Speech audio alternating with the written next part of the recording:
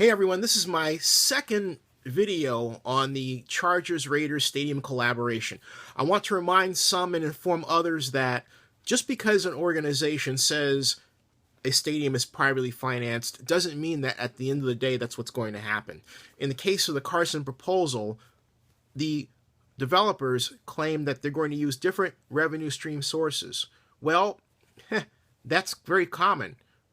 It's not that they're going to use different revenue stream sources. The main question is who will back the bond, or bonds more appropriately, that are issued to pay for the stadium and guarantee those revenue stream sources. What do I mean? What I mean is this.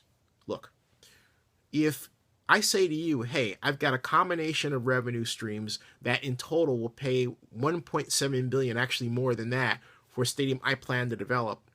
What if one or more of those revenue streams don't throw off that cash, and yet all of a sudden I've got money in the form of a bond issue, right, that's already paid for the builders of that stadium?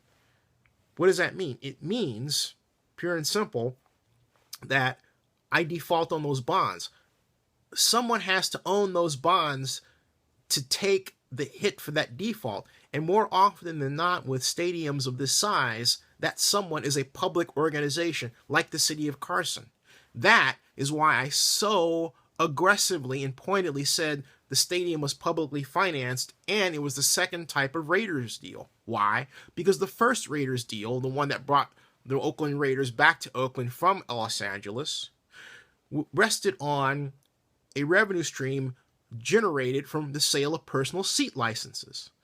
In our case, our being Oakland, we only got $56 million, just over $56 million in seat license revenue when we needed $83 million, thus producing an income gap, which ballooned when inflation was added to the $20 million annual payment that both the city of Oakland and the county of Alameda have coughed up annually to this date.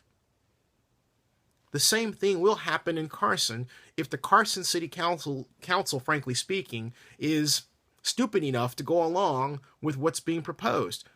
If not Carson, or the county seat within which Carson sits, the other question is, who is this amazingly rich organization that's backing the bond to produce the payments that will pay for the construction of the stadium in Carson? And right now, that someone is no one.